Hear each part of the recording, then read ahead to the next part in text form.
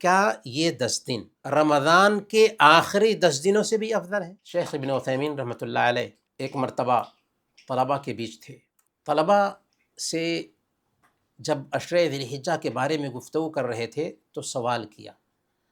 کہا کہ اگر کوئی آدمی رمضان کے آخری عشرے میں صدقہ کرتا ہے اور کوئی آدمی ذی الحجہ کے پہلے 10 دنوں میں صدقہ کرتا ہے، کون سا صدقہ سب سے افضل ہوگا؟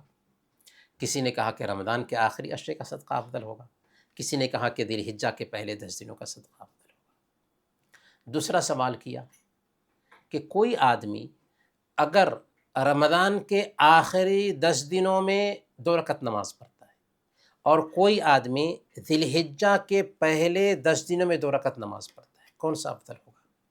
اس میں بھی کسی نے کہا کہ رمضان کے آخری عشرے کی 2 رکعت افضل ہوگی، کسی نے کہا کہ ذی الحجہ کے پہلے 10 دنوں کی 2 رکعت افضل ہوگی.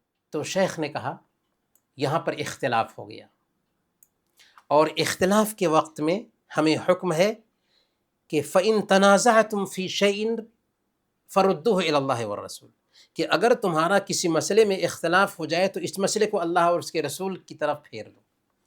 جب ہم اللہ اور اس کے رسول کی طرف اس مسئلے کو پھیرتے ہیں تو شیخ فرماتے ہیں کہ اللہ کے نبی صلی اللہ علیہ وسلم نے فرمایا ما من ایام العمل الصالح فیہن احب الی اللہ من هذه الایام العشر، کہ ان 10 دنوں میں کیے گئے نیک عمل اللہ تعالیٰ کو سال کے سارے دنوں کے مقابلہ میں سب سے زیادہ پسندیدہ ہیں.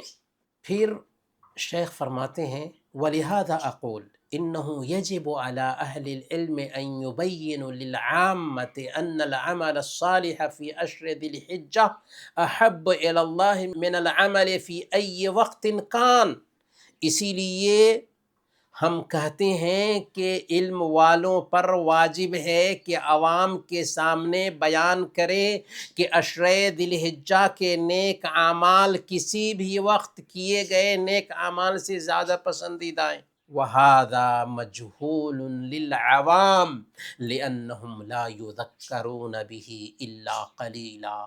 شیخ فرماتے ہیں یہ بات عوام کے لیے انوکھی ہے کیونکہ انہیں بہت کم نصیحت